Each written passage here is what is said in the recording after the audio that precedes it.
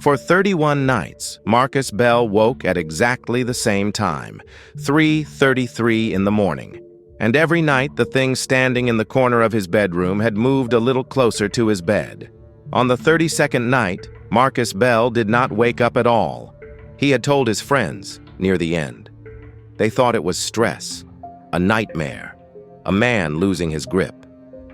They are not so sure anymore, because Marcus left a recording, and on that recording, somewhere in the dark, you can hear it breathe.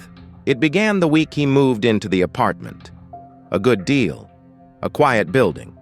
The landlord was friendly, and the rent was low.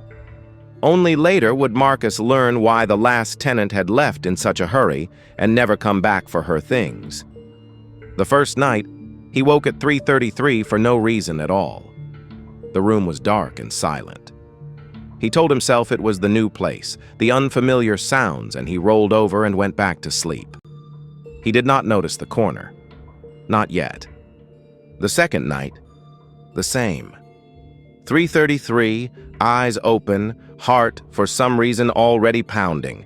And this time, in the far corner of the room where the streetlight did not reach, he had the unmistakable feeling that the darkness was a little too thick, a little too deep. By the end of the first week, he could see it, not clearly. Just an outline, tall and thin and wrong, standing perfectly still in the corner. A shape the shape of a man, if a man were stretched too tall and stood too still, and never breathed where you could hear it. He did what anyone would do. He blamed his eyes. He bought a nightlight. He told himself the brain, half asleep, makes monsters out of coat racks and shadows and piles of clothes. And for a few nights, with the light on, the corner was just a corner. Then the nightlight died, not burned out. Dead. The bulb was fine. The outlet worked. But every night, by 3:33, the light was off and the corner was full again. And the shape, he was now certain, was no longer quite as far away as it had been the night before. He started staying awake. He would lie in the dark with his eyes open, watching the corner, daring it to move. And it never did. Not while he watched. But the moment his eyes closed, even to blink, it was closer. Always closer. Patient. In a way, nothing alive is patient. He set up a camera. An old phone on the dresser, recording all night, pointed at the corner. In the morning, he watched it back, with the sun up and his coffee going cold. And what he saw on that footage was the reason he never slept in that room again. For most of the night, the footage showed nothing. An empty corner, grainy and gray. And then at 3:33, the timestamp froze. For exactly 1 minute, the camera recorded nothing at all. And when it resumed, the shape was no longer in the corner. It stood at the foot of his bed. He took the footage to the police. They were kind and useless. A glitch in the camera, a trick of compression. They suggested he see someone. He did not tell them that the someone he most needed to see was standing in his bedroom every night, getting closer. So he went to the landlord instead and asked the question he should have asked before he signed anything. Who lived here before me? The landlord's face changed, and after a long pause, he told Marcus about the woman who had rented the apartment before him. Her name was Helen. Helen had lived there 2 years. Quiet, kept to herself. And then, one autumn, she began telling people that something was in her apartment at night, that it stood in the corner, that it was coming closer. Her friends thought she was unwell. One morning, Helen was simply gone. She left everything behind. Her clothes, her furniture, her keys on the counter. She was never found. The case was filed as a missing person and quietly forgotten, and the apartment was cleaned and repainted and rented again at a very good price to a man who did not ask enough questions. Marcus went looking for Helen's story, and what he found was worse than he feared. Because Helen had not been the first. He found a tenant from the 1980s who moved out after a single month, raving about a figure in the corner, and one from the 60s, and one before that. The same apartment, the same corner, the same tall, patient shape, described in the same words by people who had never met across 60 years. Some had moved out in time. Some, like Helen, had not. And Marcus realized with cold certainty that he had moved into something's hunting ground.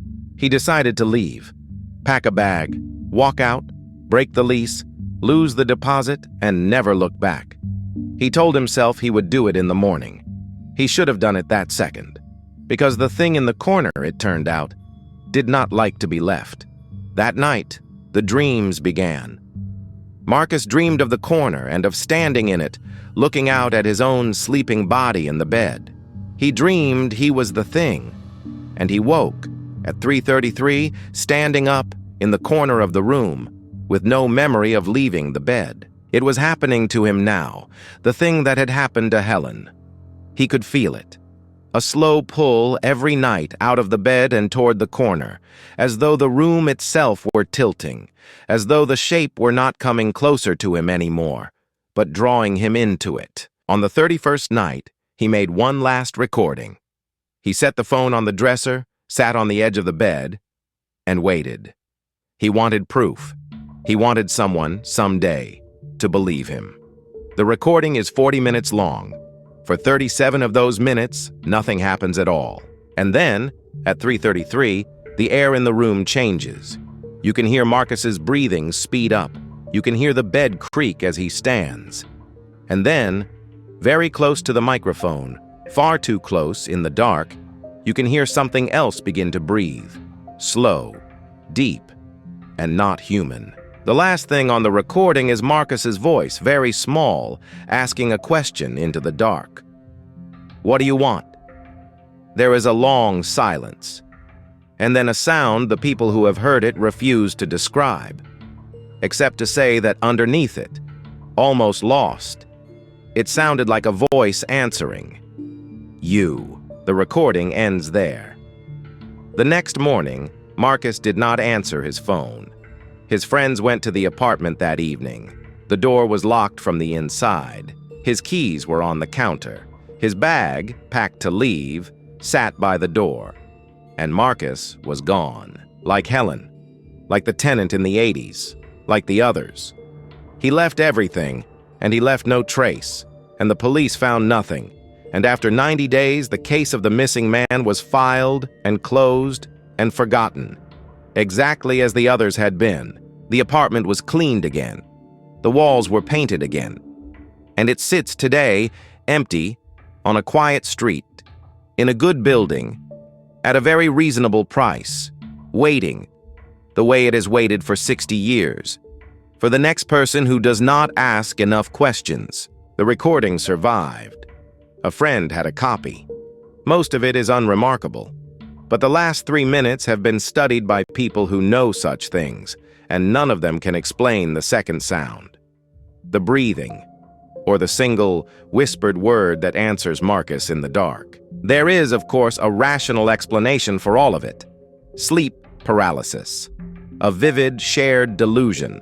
A draft that kills nightlights, and a brain that builds a man out of shadow. A series of unrelated people who simply chose to vanish. Every piece of it can be explained away, except for the corner. Every tenant pointed to the same corner. Every account, across 60 years, describes the same tall and patient shape in the same spot, growing closer at the same hour. And no explanation has ever accounted for the one detail none of them could have known. If you ever find a deal that seems too good, a quiet building, a low rent, an apartment freshly painted for reasons no one quite explains, do one thing that Marcus Bell did not do until it was far too late to matter. Ask who lived there before you, and ask where they went. And if you should wake one night, for no reason at all, at exactly 3:33 in the morning, with your heart already pounding, do not look at the corner. Whatever you do not let it know that you can see it, because the thing in the corner is very patient. Marcus Bell was never found. The recording is all that remains of him. 40 minutes of an ordinary man in an ordinary room, and 3 minutes, at the very end, of something standing far too close in the dark, breathing slow, and answering a question with a single, patient word. You.